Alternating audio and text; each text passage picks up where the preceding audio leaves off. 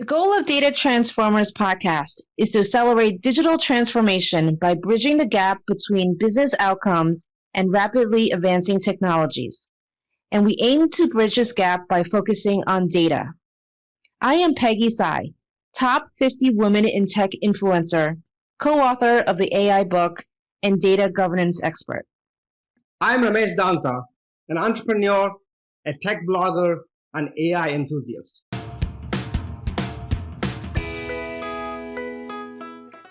Hello, everyone. Welcome to today's episode of the podcast. I'm very excited to have with me Dean Ian Williamson. He's the Dean of Paul Merage School of Business at UC Irvine, University of California, Irvine. So Dean Williamson, welcome. Ramesh, thank you very much. It's a pleasure to be with you today. Thank you. Thank you. So without really wasting much of everybody else's time, I really want to get started with you, with your latest the career change that you made on January 1st, 2021, when you took your current position as the Dean of Paul Merage School of Business. So I'm sure you've gone through a lot of thinking as to where you want to take the school to from where it is. So maybe why don't we start with your vision for the school going forward? Well, I'm very fortunate in that I took over a great school. So I'm standing on the shoulders of giants for certain. But even with that, I think there's some great work for us to be doing going forward. And really, I want the school to focus on two very key and two very important priorities. One, we are a business school that is really built around technology. And so my goal is that we become a world leading, and we are in many respects, but we continue to be a world leading institution in developing leaders who are able to bring together business and commercial skills, entrepreneurship skills, and technology skills to create economic and social well-being for society. So it's that combination of those three areas with the focus on those two important outcomes that will be a driving priority for how we teach, the type of content that we do, but also the research that we perform. So that's one big area. The second big area is really building upon what is a core component of the University of California, Irvine, which is inclusive excellence. And by that, for us as a business school, what that means is how can we change the landscape of the business community such that a greater representation of individuals from all communities are able to successfully engage in business and entrepreneurial behavior. And so we know in society there's huge inequities around the types of experiences and opportunities that individuals have. We want to make sure that as we're developing these world-class leaders around this issue of technology, that we're doing that where we're bringing to bear and allowing a wide range of communities to really be represented and to thrive in these different areas. So those are the two big priorities for us as a business school. So social, inclusion, and then of course, the two lofty goals: the technology, entrepreneurial, and then the business schools, the skills into the workforce. But at the same time, with an inclusive, mindset to it. Right. So the outcomes we talked about, not just organizational, but also social as well, society as well. So one of the things that you touched upon, I would like to go a little bit deep is the social inclusiveness. Right. So if you take it, given that some of the podcasts that we do is more about the technology organizations, so we hear a lot about the diversity gap. So it's not just a racial, ethnic, or a gender diversity. One of our guests told us it's a neurodiversity, right? So ability to bring different perspectives into organization as we lead into the next century. And I know from your past research, you are big into this concept called a talent pipeline. So if you could, before I go deep into that, if you could lay the ground for us, what is a talent pipeline and why was it important for your research? Well, I think the pipeline metaphor is a very effective way to think about how organizations work. And when I work with companies, and I've worked now with, numerous companies across 25 different countries and 6 different continents around how they develop effective workforces. And in essence, when you see a company that's struggling, it's usually because either A, they can't get people to apply, or they get people, but they can't develop them, or maybe they have people, but they can't utilize them, or they have really good people, but they can't retain them. And so it's usually one of those 4 areas that really causes a problem in the talent that your organization has. And I kind of think about it, if you think of it as a pipeline, problems in any of those 4 areas to me represent leaks. I see. And so then how do we, as practitioners, as scholars, help organizations have resilient pipelines with no leaks, so they're able to kind of get individuals through that flow, which allows them to generate value for organizations and ultimately for themselves as individually. So initially in my career, most of my work was thinking about that for organizations. But then, maybe about, I would say 10, 12 years ago, I was doing some work and really began to appreciate that no matter how strong an organization's HR practices might be, the biggest constraint is actually the talent pipeline of the community. Okay. And if you look at communities that are struggling or having difficulty, in fact, they have the same issue. Those communities have a hard time attracting talented people to come live there. The people who are there oftentimes are underdeveloped. And we might think about that as low levels of education or access to education. The individuals that are educated are oftentimes underutilized. We can think about that as unemployment or underemployment. And then the individuals who are skilled and have talent, oftentimes those are the individuals who are trying to leave. And so the community cannot retain them. Mm-hmm. So I begin to see if we're really trying to have robust and strong talent pipelines in companies, we ultimately have to have robust and strong talent pipelines in communities, because all companies are embedded within the community that they serve. And so then that means, how do we create interventions to deal with those leaks, to deal with those challenges? And oftentimes what we're talking about are really very clear systematic social issues that exist in society, and how now it is really critical for organizations, particularly businesses, to make it their part of their concern about addressing those issues. Okay, so then there are systemic issues that you're pointing it out that organizations have a responsibility to address, because otherwise their own pipeline gets shortchanged because there is not available pipeline that that's in the broader community as well. That's right. Okay? That's right. So I mean, it's so that the pipeline extends beyond the organization into the community. That's what you're saying. It does, definitely. And the way I think about it, anytime you see a community which is struggling due to a particular social issue, inevitably that same social issue is going to affect whatever organization is trying to do business in that community. And so, I think my perspective and my advice to leaders has been, be very strategic and proactive in understanding that this represents a risk to your organization, not too dissimilar to technology risk or new competitors or regulatory risk. And as a result, it requires a plan, a strategic initiative around how to address, mitigate, and solve that problem. Okay, so we laid the groundwork here. So, and then we said there are multiple stages, the 4 stages that you mentioned. Those stages exist in the community as well as in the organizations.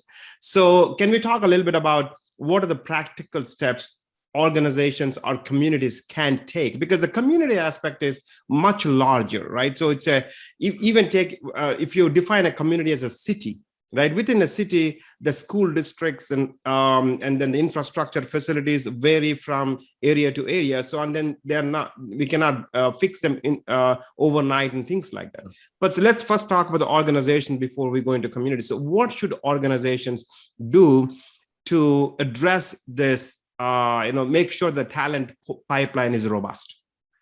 I think the first question you ask is, how are the various, if you like, leaks in the talent pipeline in the community, how are they directly impacting your business? And so what do you look for? Is it shaping who is applying or who is qualified for roles in your organization? Mm-hmm. Is it shaping the capabilities of your clients to actually consume your products? I mean, one of the things to unappreciate, if you have a struggling talent pipeline in the community, you probably have a diminished client base, or perhaps a client base that cannot fully utilize or appreciate your services.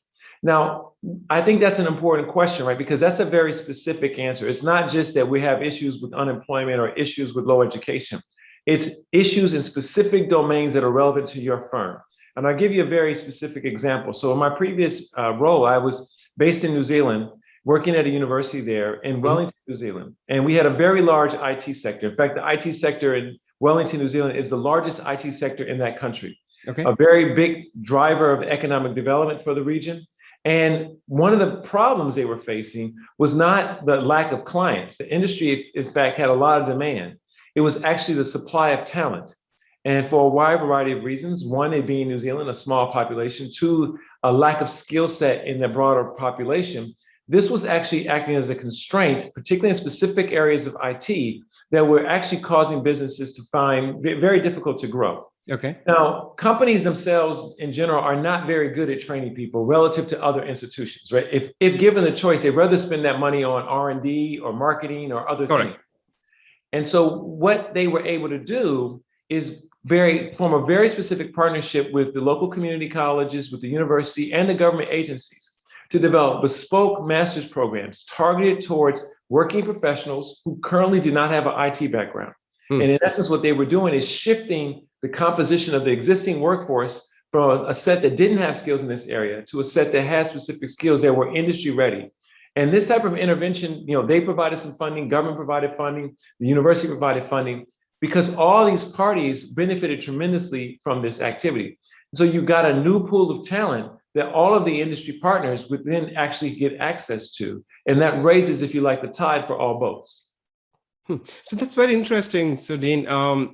If you look at it, right, so some organizations have done a better job of filling the talent pipeline, and other organizations have not, for various reasons. It could be profitability, their growth itself is struggling, so their focus is on something else. So as a result, there is this concept of a divide. I call it digital divide in the digital transformation area, or it could be divide between the organizations who have the luxury of investing in those things and making sure the talent pipeline is there, and the organizations, they are unable to do it. So does that give rise to another level of inequality between the haves and have-nots, where the haves can build the pipeline and acquire the best talent, others are unable to do it? Well, I think one of the big discrepancies you oftentimes see is large versus small, or resource-rich versus resource-poor organizations. And some of my work has actually looked at specifically how can small new firms compete with large, big firms for talent.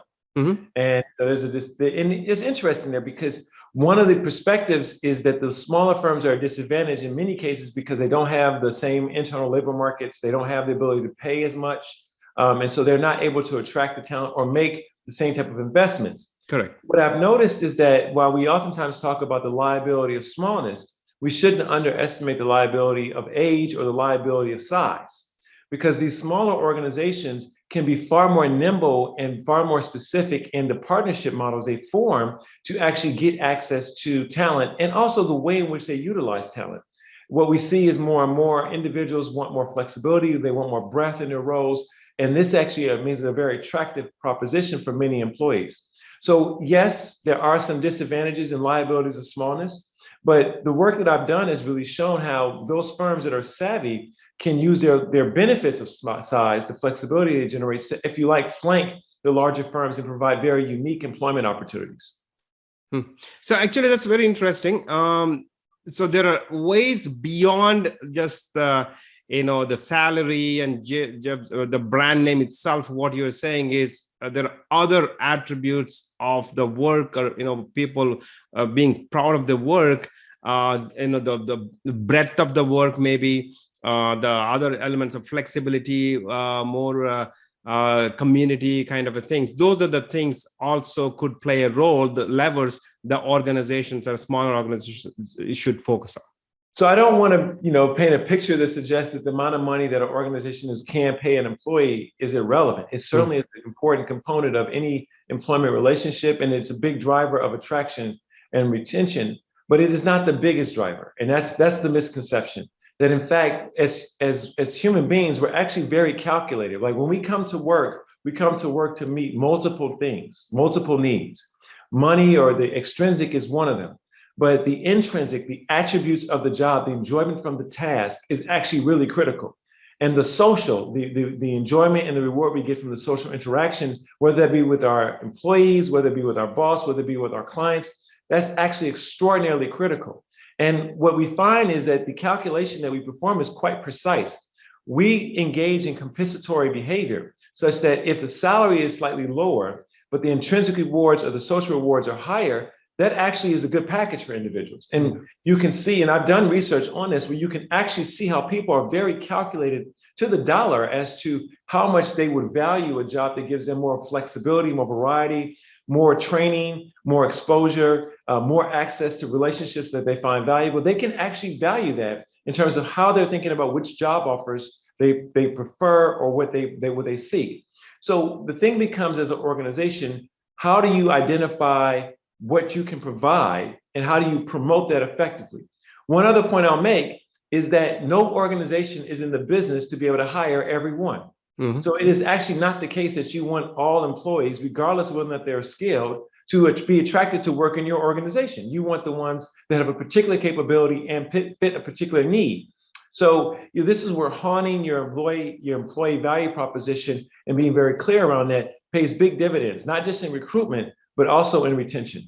Okay. So actually, I want to connect this concept to something that you and I discussed in a prior discussion, which is that, so you told me that the Merage School of Business, or maybe UCI as a whole, the freshman class is, I think, almost 50% to 60% is the first generation of people who are attending a college.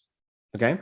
And UC Irvine is definitely one of the top schools, and they want to get to the rankings wise. Of course, they want to compete with everybody else, but the university has been able to really, get that metric of a significantly higher portion of the people are attending college for the first time without compromising in anything, right? Whether it's quality or all those things. So essentially, you've extended the talent pipeline concept that I know you've not been there for long. It's there. So I connect that to a talent pipeline. Somehow university has been able to do it.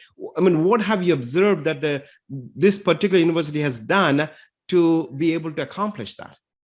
Well, just to give you a sense of the magnitude of what you're describing. So this past year, we would have received over 111,000 applications for our freshman class. So we've been one of the largest pools of applicants we've seen in the country, really.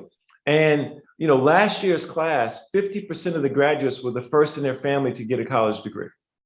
And so what you're picking up on is, why do we think that is an anomaly? Because oftentimes the way we're thinking about talent or the selection criteria we're using are actually not tied to the capability of the people to do the role, or in this case, perform in high school, perform in college, but they're also oftentimes tied to other social economic issues that are actually not related to performance in this setting, but they act as barriers or they act as deterrents for individuals to come into the university system. And this is one of the reasons why you saw the University of California system move away from standardized tests. So we no longer require the ACT or SAT, because what we were finding is that those tests were actually, the performance in those was more heavily correlated with the social economic status of individuals than their capability to perform well in a university setting. And so really thinking clearly about the metrics you're using to evaluate individuals that are coming into your organization, ensuring that they're linked to the performance that they need to do in the organization and not necessarily linked to other artificial constraints. That's a big part of it. But then I think the second component around this is making sure that the people in your organization can thrive. And so certainly we would know in our context that the students that are coming that are first generation, first in family to get a degree, they're not going to have the same socialization processes going on in their families. They won't have the same understanding of what to do in a university setting. Certainly this is going to be a much more foreign environment for them. So what are the interventions, the development activities you're willing to put for them to ensure their success?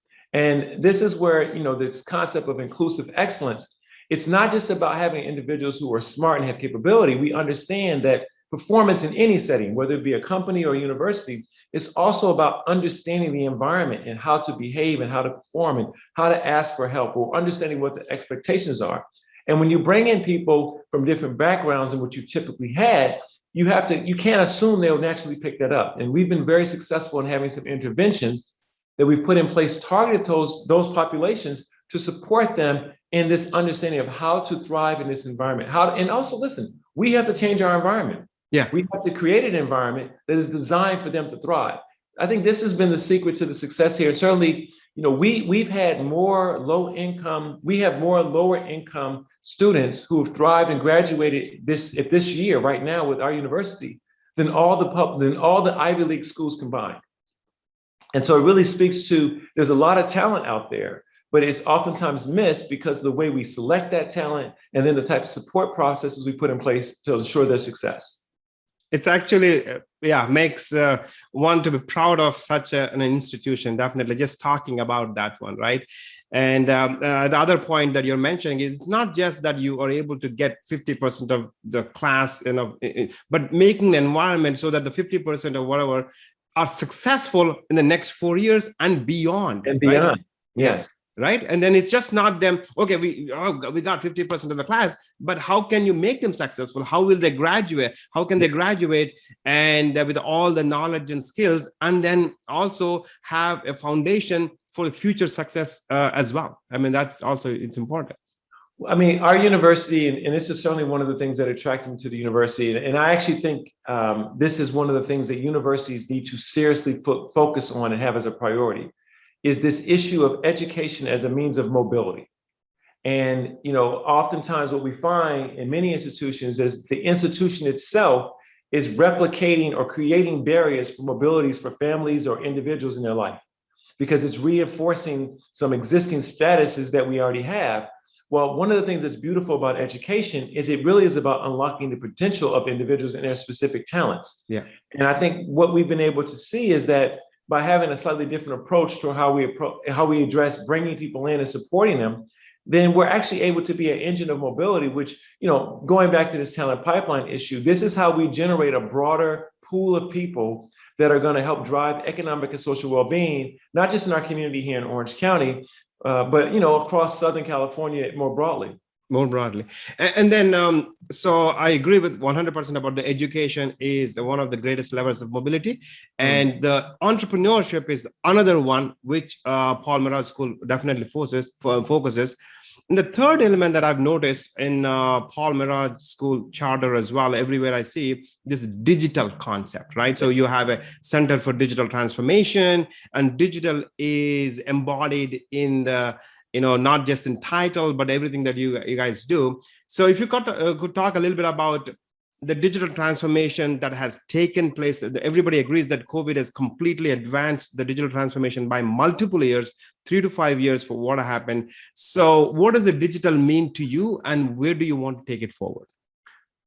I think I view this as a story about innovation.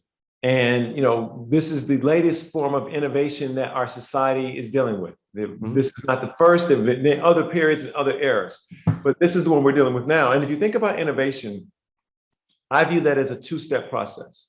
There's invention, which is sort of the creation of this novel idea. Maybe it's a patent, a license, or it's some type of intellectual property. Oftentimes in a digital space, we think about what's going on in computer science or in engineering, or perhaps even in health. Yeah. But that's invention. The other component of innovation is harnessing. How do we take this idea, this product, this service, and deliver it in a consistent manner so that it actually has consistent economic and social benefit for a community? That's not just the merit of the idea. That has to require, organization, and that requires funding, and that requires delivery. Those are all the skill sets that you learn in a business school. Yeah. And so what we've tried to position ourselves as is the business school that thinks about how do leaders best harness the potential of technology. And so to do that, that means we look at all of our areas of activity, whether it be the marketing of a product, the delivery of a product, the management of a workforce, the financing of an idea. What is the role that technology plays in actually delivering that either more effectively, in a more robust manner, more customized way? And so through each of our classes in our curriculum, we look at each of the classes and we say, where and how should various forms of technology be integrated into this as tools that individuals can use to harness potential? And that's I think the unique, or at least the defining component about how we think education should be done today. Okay, so it's not just the delivery piece of it. It's not just like understanding what is artificial intelligence, just to say something, but what elements of it can be used and should be used in a business. It's a decision making, and is it relevant to you? So essentially integrating into the other aspects of business or entrepreneurship, but not as a separate by itself. That's what you're saying.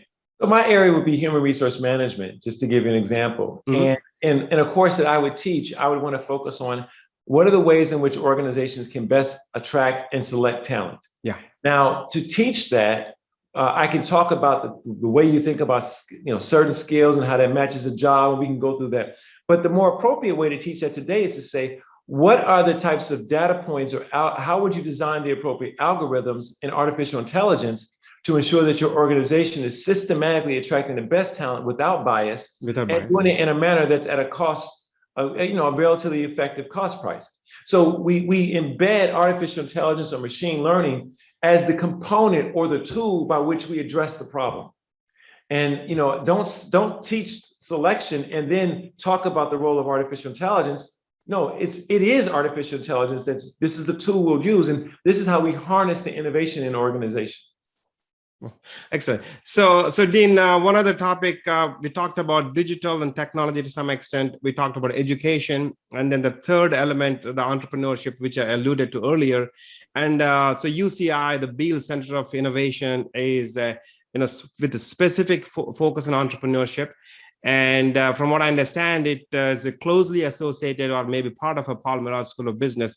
So if you could talk about entrepreneurship and how it's embedded into the business curriculum itself, and then how centers like a Beale Center work with Paul Merage School of Business. When my students come to the Paul Merage School of Business, some of them are wanting to go and work in organizations that are existing. And we will have a set of pathways and skill sets that are designed for that pathway. Some of the students, whether they know it when they show up or not, are actually going to come across ideas that's going to excite them to create new ventures. And what we want to be able to do is have an equally robust pathway for those individuals that want to go down that track for their career. And so out of that, we've created an entrepreneurship minor that is open to all students on campus, and in fact can be done largely online if individuals like to do so. Okay. We've also created a master's in innovation and entrepreneurship, which these two forms of curriculum are all designed to wrap around assistance with individuals to understand how do you identify an opportunity, develop a mechanism or a solution to that opportunity, create an organizing principle around it so that you can create a venture, identify financing for that venture, launch that venture, market this novel product to an audience, and then think about how you scale it. And so having, it's a very different type of curriculum and a pathway than a firm of individuals that want to go work for a large pre-existing firm. And so we're really mindful, if you like, of being equally strong on both sides of the house. And of course, what you see, of course, is over the course of someone's career, many of our students will end up doing both. And so having that as an approach or a pathway for individuals, I think is quite important. And that's something we really have put a lot of emphasis on through our Beale Center for Entrepreneurship and Innovation, as well as through our curriculum. And I should note that one of the more successful things we do is we run a new venture competition that's open to the entire campus. We get hundreds of individuals involved in this. Yep. And it really becomes a nice, if you like, testing ground for individuals to try these ideas out, because I think entrepreneurship, more so than anything else, is also a behavior. And so to teach a behavior, you have to actually have people getting the experience of doing it.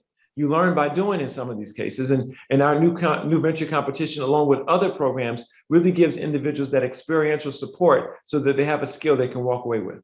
Yeah. Actually, I'm familiar with the venture competition. So I'm mentoring some teams out there.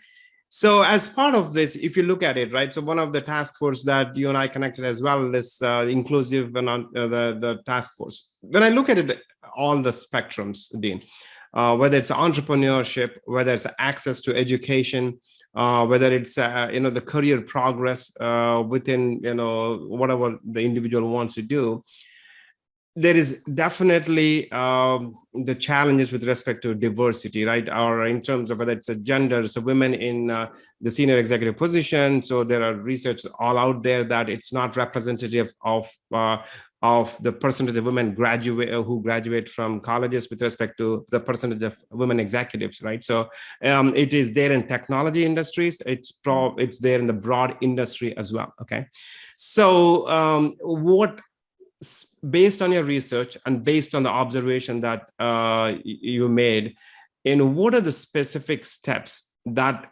can be taken for advancement of women or advancement of minorities? And it's not necessarily just like, okay, we got to get X percentage of people in this kind of thing, but more that contributes to the growth of the organizations kind of thing. So what are the practical steps that you think should be taken based what you have seen as successful and what you have seen are not successful, where things are failing? Well, I think one of the things that individuals have focused on initially in this space is this notion of representation. So there's been a push to get more people, say more women, more people of color into these spaces. And I understand that, but I'll share some findings from some research I did several years ago, looking at the experiences of women in the IT workforce. And what we found was that in many cases, and oftentimes normally, the women would perform better in university in these IT programs than the men. And that's consistent pretty much across all university curriculum. Women tend to have higher grades. And so you have these women who would have graduated from a top tier university with the IT related degree. Mm-hmm. They would go into the IT field, and we tracked these women over time. What we found was that they would tend to drop out of the career at a much higher rate than men, despite the fact that technically speaking, at least by their grades, they were more qualified. And we were really curious as to what was going on here. And what we were finding is that while there was an initial attempt to have greater representation, the environment that they were coming into simply was not supporting them. And specifically what we found was they tended to lack the mentoring and the professional development activity that the men were receiving. And this became quite discouraging and also generated lower levels of performance for them in the same job, despite the fact that they had the same, if not higher levels of skill. Yeah. And so this was an important finding for me, because what it pointed out to was that participation or representation is not enough. You have to create a broader pipeline of talent that's going into the sector, but you also have to systematically change the ecosystem of the sector if you really want to get traction here. Yeah. And so let me take that data and maybe extrapolate a little bit. So if we look at what we see right now in the technology companies, there's a big push to get more people of color, more women to focus on things like STEM and in business, which I think is great. And I think that's almost necessary, but I certainly don't think it's sufficient, because if I look at the sector, what you see is a very low representation of, say, Black or Latinx entrepreneurs in technology, or women entrepreneurs in technology. The firms that are founded by these groups, they tend to get very, very little venture capital funding. And so their ability to grow and to thrive is very limited. So for example, in California, which is the state that generates the largest amount of venture capital of any state in America, less than 3% of that venture capital money goes to technology firms that are actually founded by Latinx or Black founders, right? And if you think about that, that's quite amazing, because the Latinx population in and of itself would represent almost 14% of the population of California. Correct. And so we're really seeing a huge discrepancy. And then if you look at the board of directors of the technology firms, both large and small, what you'll find is very, very low representation of women or people of color. And so think about so let's say I do a good job and I get a very diverse cohort of students that come into the Paul Merage School. They study in around the area of technology. They're excited about this domain. They go out into the workplace. They're not going to be able to go to companies that are founded by people from their communities. The companies they go to that are founded by the people from their communities are underfunded. The companies they go to that are, other companies are likely to have less representation, not just in the workforce, but in the senior leadership level, as well as in the directorship level. Correct. They are likely to not, you're asking them now to do two big tasks. One, do a very difficult job, and do it in an environment that's very dissimilar and perhaps not very supportive of your background. Correct. And what I tell people all the time is, to be successful, you need to be extraordinarily resilient, period. But you should never create an environment where you have one employee having to be more resilient than another. Yeah. That's not the goal. And so this is why it's important for us as a business school to not just shape the pipeline of talent going through our educational process, but to also be very clear about how we shape the ecosystem they are going into. We have to, if you like, fertilize the soil to make sure when those seeds land, they're able to grow. Thank you for listening to today's episode. If you liked what you heard today and would like to hear more, please subscribe to our podcast on your favorite player like iTunes and Spotify. And please do rate our podcast. Also, please go to our website, www.datatransformerspodcast.com, for more episodes, blogs, and information on our speakers. Thank you.